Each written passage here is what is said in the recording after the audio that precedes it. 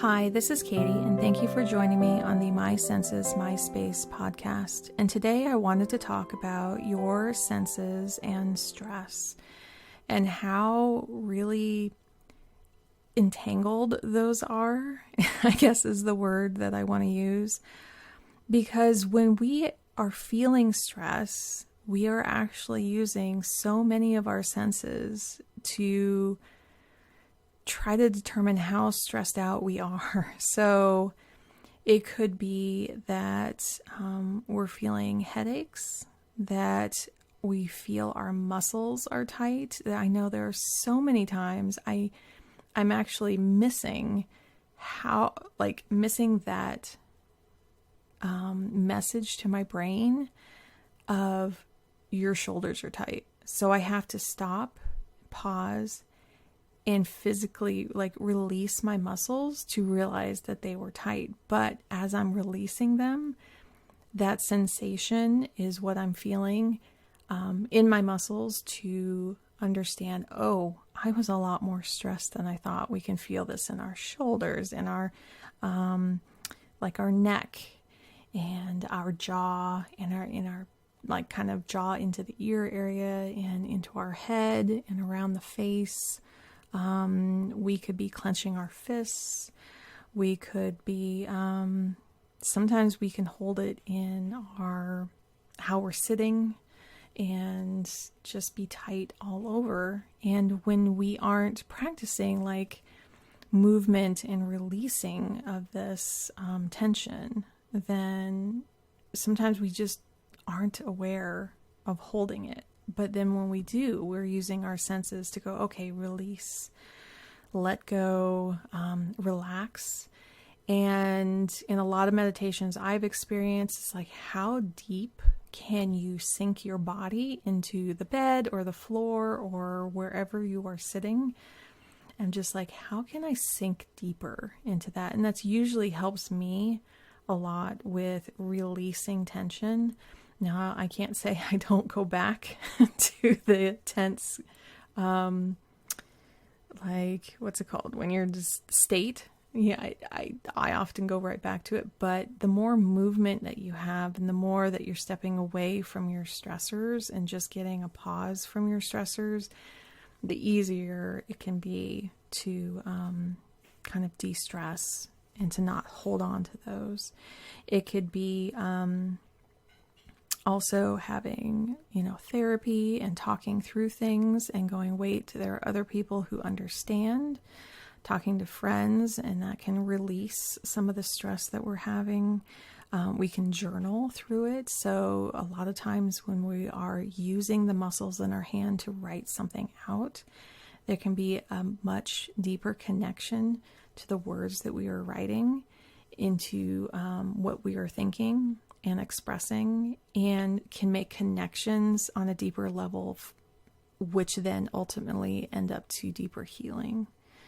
We can let out our emotions. So many times we are afraid of showing our emotions to another person, and especially if we grew up that way, of we weren't allowed to express our emotions, or it was too much for other people to see those emotions, and so they are go away, go do that somewhere else, or how dare you do that, you shouldn't behave that way, we want you as quiet and as unemotional as possible.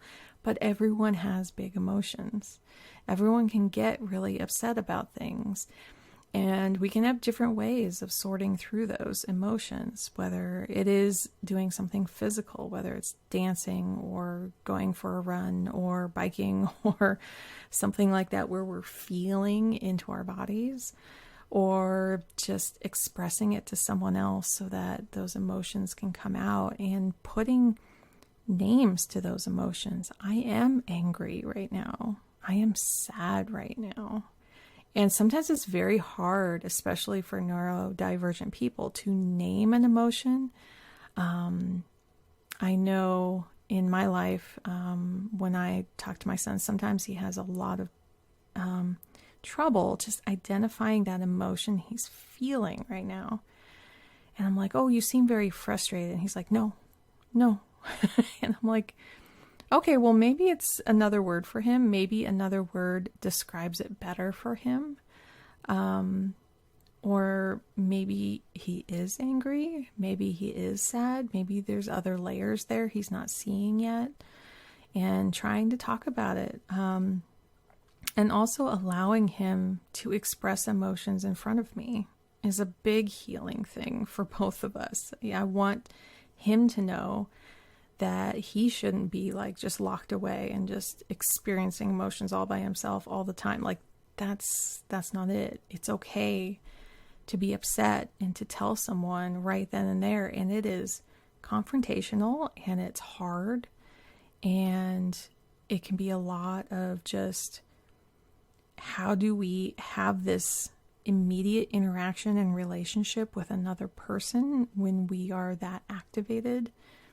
And so learning how to work through those in front of somebody else is a big deal and can lower stress if you practice it more and more, in that you are learning how to be flexible and how to stretch out some of those reactions. Sometimes we did a ton of work with my son with like, he's doing great, he's doing fine, he's playing with a toy. All of a sudden, another child comes into the situation and throws off the expectations of the room, whether it was grabbing the toy or grabbing a different toy and playing in a different storyline. Like my son would be playing with a dinosaur and then someone else would come in with a horse or something. And it wouldn't agree with the storyline that was in his head, and there would be a blow up.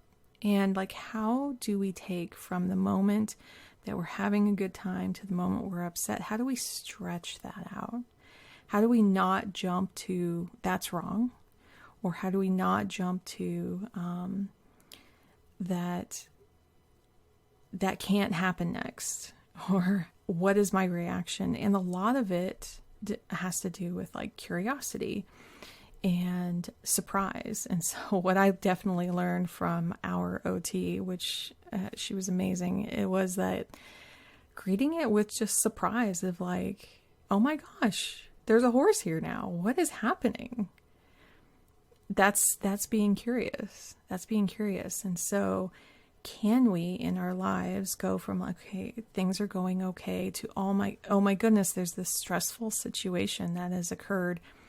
How can we stretch that out to think about how to like combat it with curiosity, but also not combat it, but just accept it with curiosity? And what can we change to then navigate through it, not around it, but through it, so that we can carry on the other side.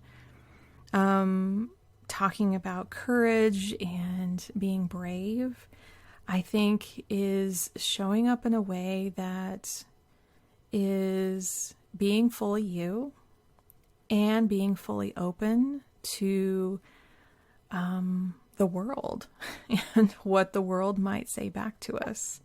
So we can be like really stressed out on how we appear to others, whether it's online, social media, or however we're presenting ourselves to others. And we're really like concerned about what people are thinking of us. That can be very stressful. And then when we kind of practice letting that go a little bit and saying, you know what, I'm going to take that next step of just being me and just showing up as me today.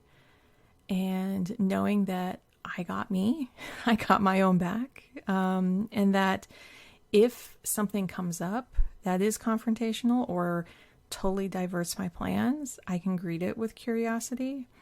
And for many others, we may see someone doing this and think it's courageous or brave, but it's kind of this decision that we are going to have less fear and stress, and that we are just really craving to show up as our full selves. There can be a lot of like worries that we have about the future, about, well, what's going to happen? And like thinking, even if it's tomorrow, or a month from now, or 6 months from now, or 6 years from now.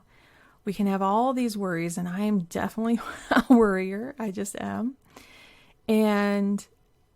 But what my husband taught me very early on in our relationship is, what can you actually do about it right this moment?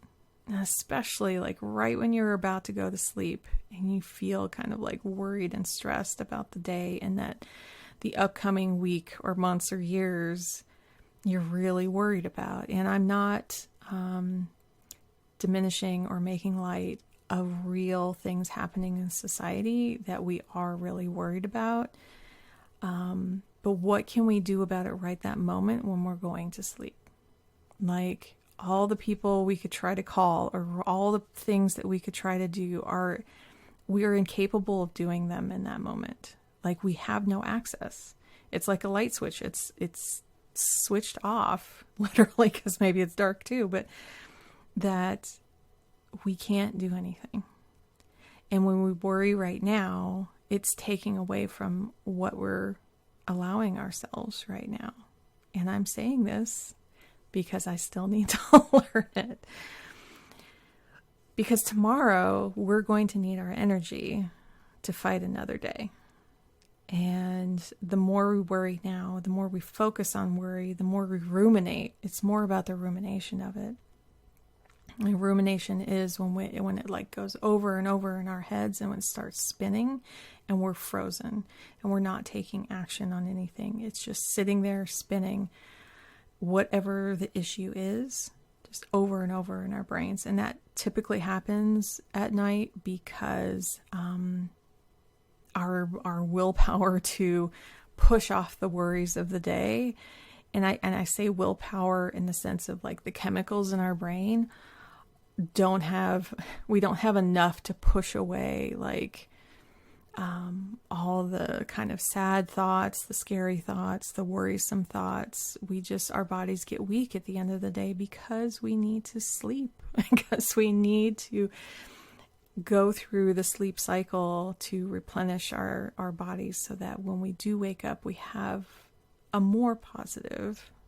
We can't be positive 100% of the time, but it's a bit more positive in the mornings of like, wait, this is what I can do. And when you wake up in the morning, and I'm learning to appreciate the mornings so much more because of that hope, because of that opportunity of the day of saying like, I could take one little step today to alleviate some of my worries. I could be proactive by a little thing. I could call my kid's teacher. I could increase my insurance or something, or, something for peace of mind. These are just off the top of my head. That's why I'm laughing. And maybe I schedule that doctor's appointment because I am worried about something that I'm physically feeling. Or there's a new development in that of something that is being closely watched, but something shifted. And instead of worrying and being stressed about that, offload it a little bit. Make that appointment, make a change, take one little step to have that stress and that worry supported. It's kind of like if there was a string. I'm just thinking out loud again. You take a string and you're kind of pulling it tight. And it supports it on either side. But if you don't have a support on the other side, that string just falls. And it doesn't have that other side of support. I don't know exactly where I was going with that, but maybe you do. I was thinking of just like a bridge or something. I don't know. But anyway, the first part about stress, though, is being very much aware of it. So practice going through your senses and seeing where stress lives in your body.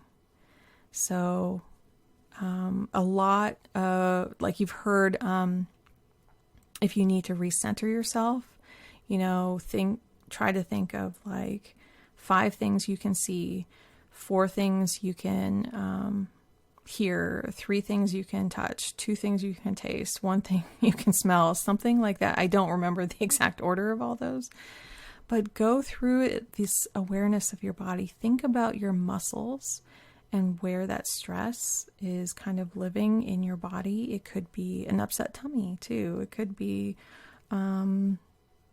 anywhere in your body. So kind of doing that body check-in, feeling where that stress is living, getting curious, getting quiet, and see how your senses can tell you where to look and to tell you where you need to have some support as well, and journal about it, because that's kind of where it's where our heart and mind are meeting, and we may be very much in our brains, and we may just need to get that all out on paper, do a brain dump, and see where the stress is living within our brain and within our body. So thank you for being here, and until next time, thank you for joining me on the My Senses, My Space podcast.